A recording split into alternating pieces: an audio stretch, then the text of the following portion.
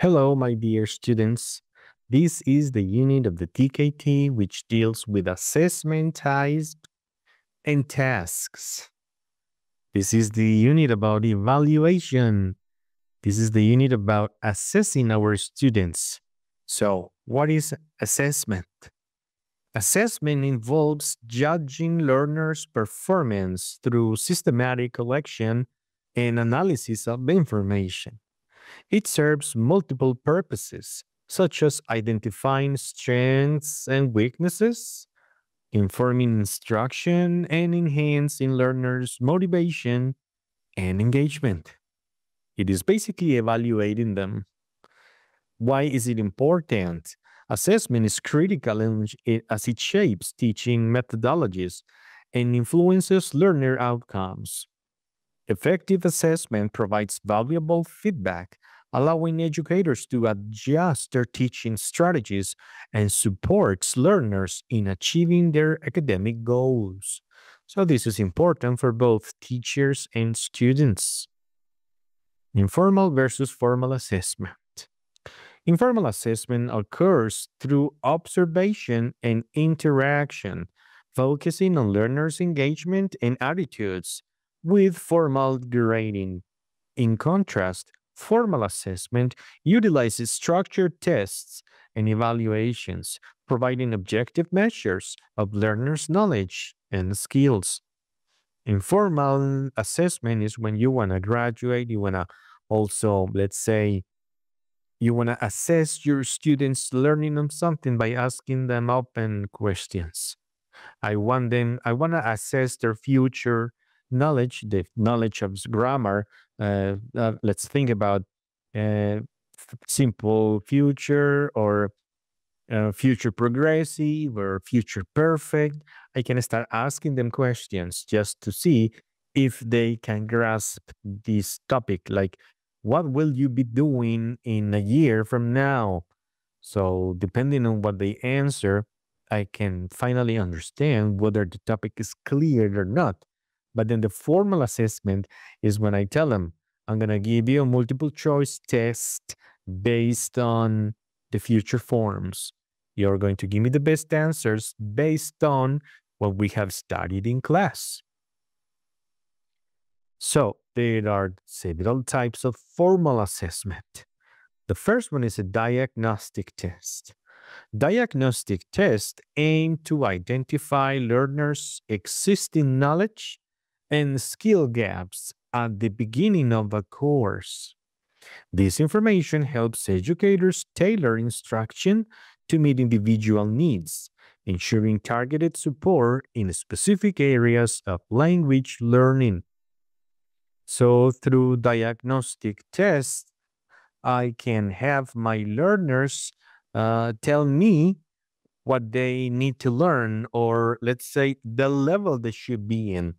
The level of like this student is at a, let's say, B1 level, but after giving him or her a diagnostic test, you should be at A1 or A2.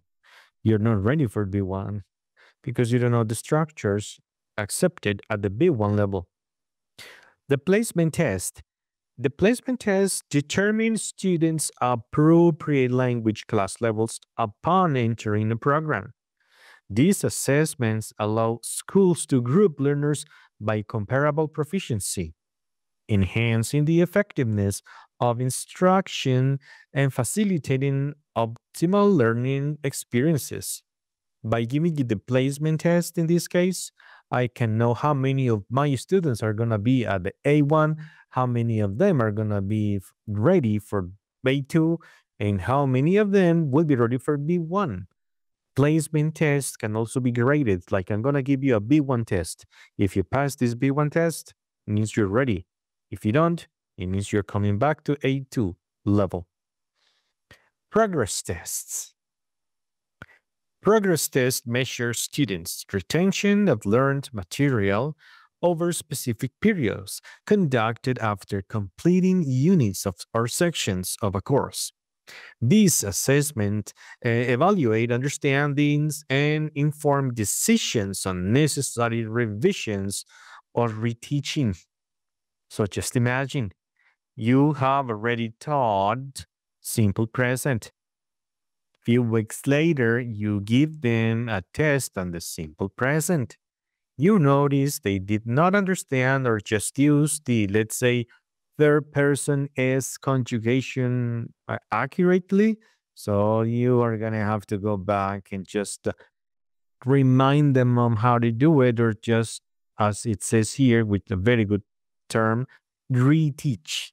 That's what you want to do sometimes as a teacher. Continuous assessment. Continuous assessment involves collecting data on students' performance over time through various engagement and tasks, and this approach provides a comprehensive view of learners' development and is often seen as less intimidating compared to high stakes exams.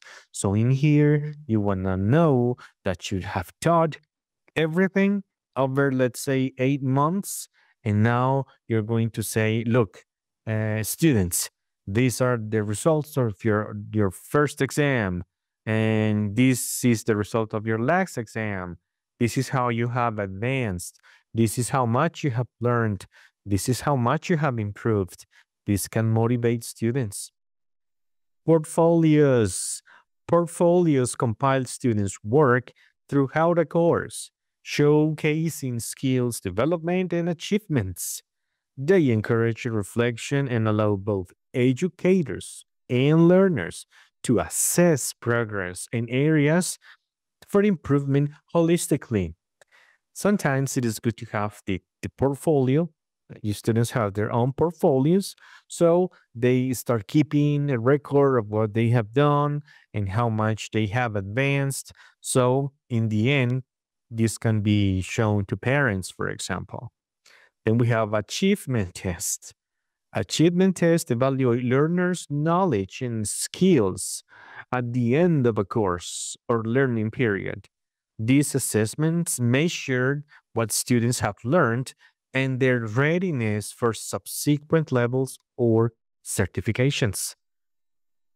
This is when you can tell them you're ready to take the TOEFL test, the IELTS test, the Pearson PTE tests at the end of your lesson, at the end of your course, at the end of your module.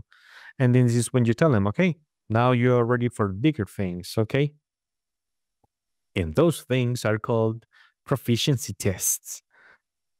Proficiency tests assess learners' overall language ability, independent of any specific course syllabus. These tests, such as the IELTS test, the TOEFL IBT test, or the TOEFL ITP tests, measure general skills and competences in the language, providing a standard for comparison across different learners. Very interesting topic in here. I hope these concepts are clear. Remember, you can also do some other activities at englishgain.com. Thank you very much for watching. I'll see you in the next lesson. Bye bye.